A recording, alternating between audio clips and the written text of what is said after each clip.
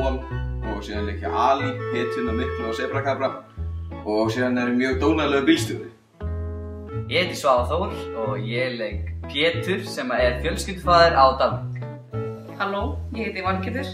Ég leik unga konu úr utanríkisþjónustunni.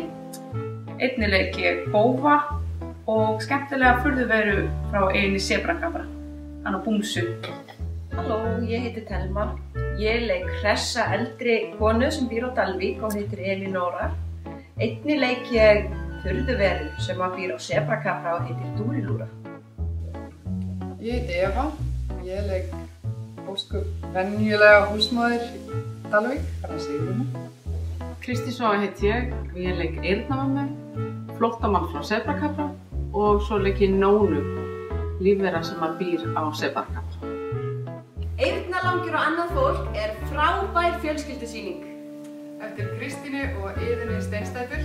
Músíkin æðisleg eftir Röggu Gísla og frumsýningin 8. mars!